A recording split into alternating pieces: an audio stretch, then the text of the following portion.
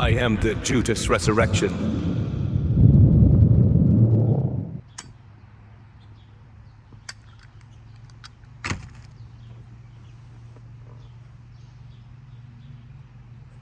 Now, I know I told you the story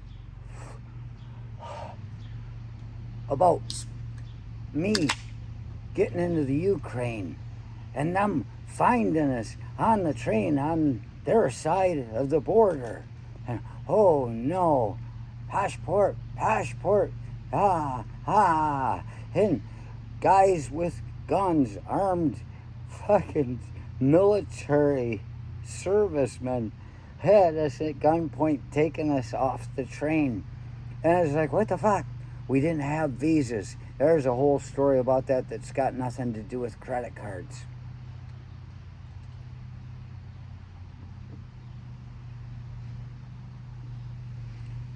And instead of sending us back into Poland, they sent us into Lvov or Lviv, however they say it. I heard it said both ways over there. You gotta know a little bit of Greek from college on all the buildings if you're gonna read the street signs, because it's all Cyrillic and it's close enough you can read a map and know where you're fucking going, because you can translate it.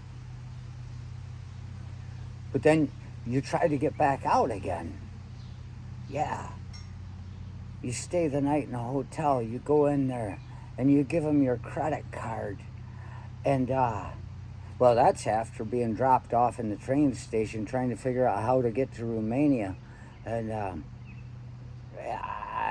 the guys coming upstairs, we're the only ones on this floor looking at this thing. There are three big guys standing right behind us. And I'm with two guys. One guy's an Air Force vet who's a brown belt in karate, Jerry. But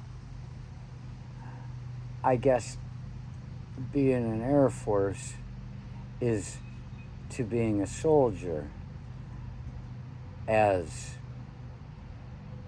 being a brown belt is to being a black belt. He didn't seem too really happy about the situation we were going through all the way through it. And the other guy was a guy that was training to be a middle school teacher who wanted to watch pre-legal porn in Amsterdam. I'm like, this is the guy that's you're gonna trust your fucking kids with? What the hell is that? Neither of these guys are suited for this sort of thing. And this may have something to do with my military training, but I think it has more to do with what I used my military training for that suited me. I already had the fucking mindset to survive in a fucking situation. I've been through all kinds of shit.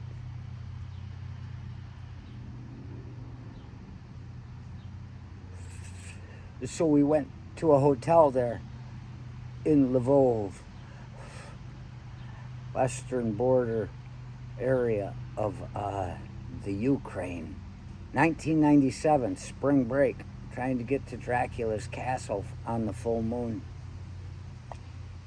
Instead, ended up sitting in the back of a truck. When they took us off at gunpoint, they put us in the back of a military vehicle with a canvas back. It was like being in the army again. But as they were putting us in there, I looked up at the clear skies and the full moon, and I thought, wonder what it looks like over Tepes's castle, Dracula's castle in Romania. And they put us in there. And this hasn't got anything to do with a credit card story. But they put us in the back of the truck and at gunpoint and sat us down. We're sitting on these benches. It was pretty comfortable, actually. Usually it's all I want to see is assholes and elbows, get packed in there. But we had a lot of space. And there was one guy standing there. And something just landed on me. Go away, be free. One guy sitting there, And I said to him, after some silence, he's sitting there, just sitting there, looking like he doesn't know what to do, really. It's the kind of guy you can take in an action movie. And I said to him, do you speak English? And he just sat there.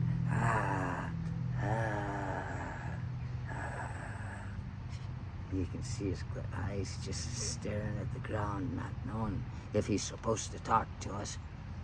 And he said nothing. So I then said, well, we're close enough to Poland. Przemówi po angielsku. Przemówi pan po angielsku? I asked him. Przemówi pan po angielsku? Which is, do you speak English? It's Polish. And he looked at me and he said, no! And he looked away again. And I said, well, guess he's not too happy about that. But then they took us and threw us on the train and sent us into Lvov. We're not supposed to be here. And so we go to a hotel. And I said, hey, I had credit cards. They were maxed out. And I said, we need a room. And they're like, all right, all nice dressed. It must have been a luxury hotel for Ukraine. And I gave them my card, and they shunk. I said, yeah, that's the way it's supposed to work. I love those things. That takes them some time to find out that you don't have money on your card and you're already gone. That's how you get by when you're broke, I suppose.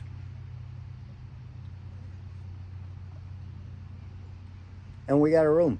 And took us up to a really nice room. And the guy taking us up there, he said to us, you want girls? You want girls? And I said, no, thank you. I'm bashful. I'm shy. No. We just need a good night's rest. So in the middle of the night, they wake us up and say, hey, you don't have enough money on your credit card for this room. You got to get out. So we had to get up. That means they had to pay the housekeeper, if they do, to clean up the room after us. But they took it and they said, you got just enough. I had just enough in there. They could give us a really shitty room, and it was a really shitty room. There was something wrong with the air conditioning in there. I don't remember exactly what, but we had a place to sleep anyway. Then the next day, we were like, what the fuck do we do? The thing is, this is the part that's got something to do with a credit card. I said to the guy at the desk the next night, we tried to get back out of Poland or Ukraine, get back to Poland, cross the border. And when we got to we did find a place to eat because they had one of those credit card things, shink. And so we could eat breakfast there, we could eat lunch, we could eat dinner, and we were just charging it up and getting coffee after dinners, and they'd bring us a pack of smokes on a tray, and I didn't smoke at the time, but I was like, yeah, I'll smoke a cigarette, have some coffee. We're doing quite well. Tried to get out, and the same guy, well, no, it was this one guy. He stopped to check our papers, and they weren't any good, and he was standing right in my face, and he was a little guy, and he had gold teeth across here, and his breath reeked like death. I think he had cancer. And he just looked at me and said, and they took us into the station, the border patrol thing. Oh, here we go again, but it's in the middle of the day. My friends aren't so scared. And they took us in there, and they wanted to take our passports. And the other two guys are saying, here's my passport. And I stopped them. I said, do not give up your passport. If you give up your passport to them, they own you. And they're like, and they, yeah. And the guys say, passport. They wanted to take them into custody. And I said, no. And he shut the fuck up. And we sat there for a good long while, right there in the lobby at the damn train station thing, the border And I was kind of freaking out. Like, okay, this isn't working. What are we going to do next? I say kind of freaking out. These guys were freaking out. They couldn't, they just, and so I reached into my bag and I had my book that I was reading, The Fountainhead by Ayn Rand. And I said, well, I'll just read. And it was difficult for me to get started reading. I couldn't focus. I just kept thinking, what the fuck is gonna happen now? What do we gotta do with here? Subscribe and share. Hashtag Judas Resurrection. Like, subscribe, and share. Don't forget to comment.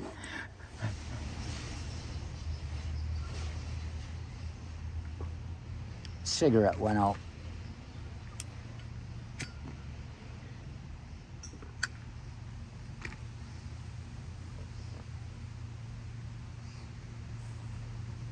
But eventually I drifted into this story, and I just sat there and read for a couple hours, maybe an hour, I don't know. I meditate by mistake sometimes too. I've been out for 2.5 hours posing as a nude model, and they had to keep trying to wake me up because I was just stone looking at the trees. I meditate naturally. And eventually they said, get out of here. Didn't have our passports. And they sent us back into Lvov. And it's like, Jesus, all we're trying to do is get out of here, because, you know, why would they, in the United States, if you're not supposed to be here, they'd kick you out even back then. I'm like, what the hell, man? Is it because of Chernobyl? Is there no good blood left in these people? Chernobyl had happened probably 10 years earlier. I don't know. Within a decade, maybe they just needed us there to breed, but they sure weren't giving us a place to stay, and they were charging us for the girls. So that doesn't make much sense. I guess they want to see if we're strong enough to rape or something like that, you know, see if we get all horned out and just go crazy after being stuck around their women long enough, want them to breed them out, you know, when in reality you're just strengthening their bloodline. So we get back in there, we go to dinner, we do our stuff, and then we say, well, how about we try this other hotel? And tried it, and the guy called it right away, and they must have heard there were Americans in town between the hotel business, restaurant management, the hospitalities. And he was on the phone and he gave it to me. It was a, what do you call it? It was a damn credit card agent. And I say, hey man, hey, there's more to it than that. But I said, you people are constantly escalating my credit line without me asking. Because I started out by saying, can you up my credit line? And she's like, no, can't do that. And I see, you do it all the time without me asking. I look at my bill and I see there's a higher credit limit on it. I said, I didn't ask for it. I said, this would be a great time for you to just be nice and raise my credit limit so I can get a place to stay. There's ice and snow on the ground outside, you know? And she's like, no, we just can't do it. And I was like, you fucking people, man. You see that? They give you things when you don't ask for them, but when you need it, they think they own you, and they do. So they didn't give us any money. But this nice hotel, they said, hey, the one woman from the back that was like the second-hand person just standing there, she says, they can sleep in the coat room. What the fuck? So they took us in the coat room of the hotel behind their desk and stuff, and there was a closet, and we slept in there, and it was hot as fuck. And I woke up, my mouth was dry. I said, And I crawled out of the coat closet because we're supposed to be quiet. I mean, imagine me coming out acting quiet out of a cloak closet while you're trying to leave or come in. Yeah, ha, hoo. I mean, so I'm creeping out there, and there was a basin sink thing. And I said, I just gotta have a drink of water. And I drink tap water all the time. I live in America, and I come from the country where it's so clean that it's sweet. I don't like bottled water either. But I drank out of that shit. I was up, and I was like, ah. It was poisoning me. I think it was Chernobyl fucking getting into me. And my throat was drier than ever it was. It wasn't cracked, nothing happened, but it was just like I was so dry, and I'm just like, living through misery. This must be what birth is like for somebody. For some, it's the first time they've had a decent sized thing come through them in a long time. Depend on whether you're being born or birthing.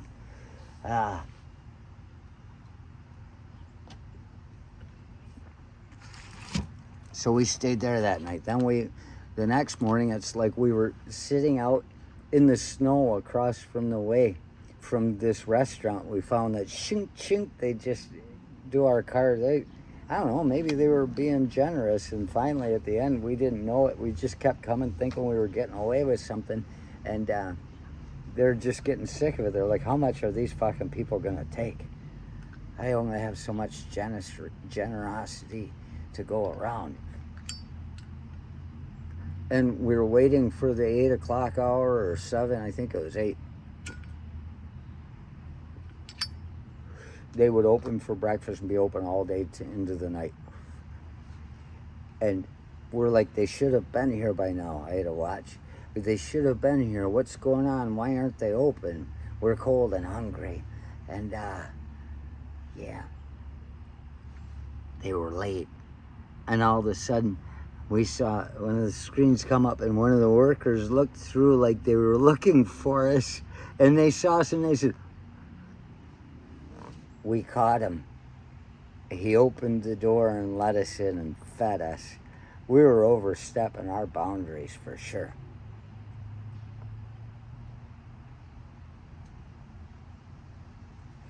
And then that night, we had no place to stay.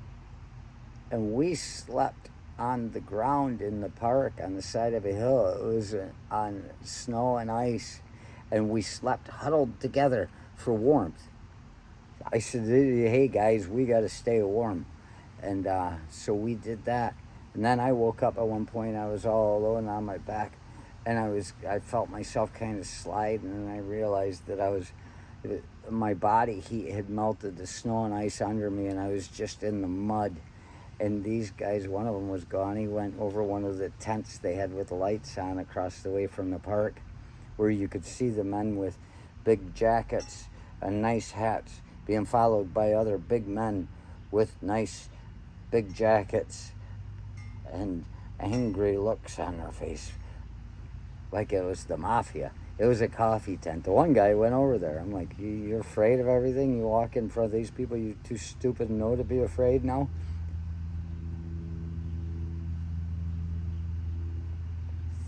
And then that day, we went to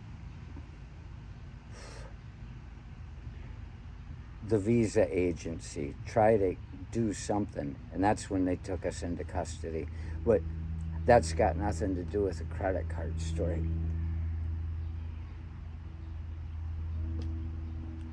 I got news just in the last week or so. I was looking at my accounts payable, and I noticed that I had a much larger amount on my credit card available to me than I should. And I looked, I said, what the hell? And I said, well, I guess they upped my credit card limit. And then I got a thing in the mail and said, hey, good news. we upped your credit card limit. You're so good. I'm like, I don't think they even said you're so good. They just told me that they upped the limit. And I'm looking at that. Take this into consideration. I'm somebody, when I got this credit card, was getting it just to have it. And I knew better, but I needed to have it for a purpose at the time. And I was trying to talk to Victoria. I'm like, I don't know if I should do this. And she's like, I guess you probably should, though. It's a kind of... And I said, okay, I'll just use it for gas and pay it off every month, just to make it look good. And just like I expected, I burned that thing up. And right at this point, I've been sitting in a place, and it makes me think, you gave this to me. You gave this to me.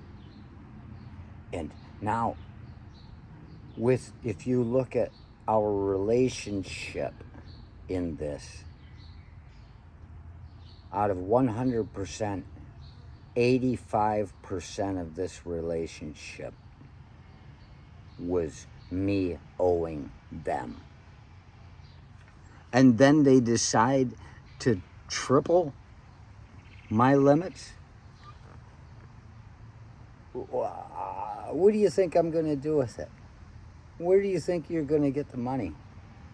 You're just trying to get me go on a trip again after burning it all up and needing something for an emergency.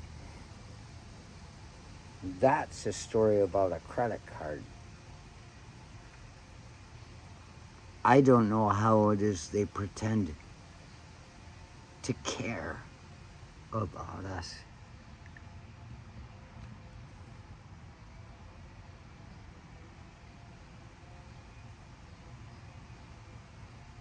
Ushan, Sevinichi Nyovishi.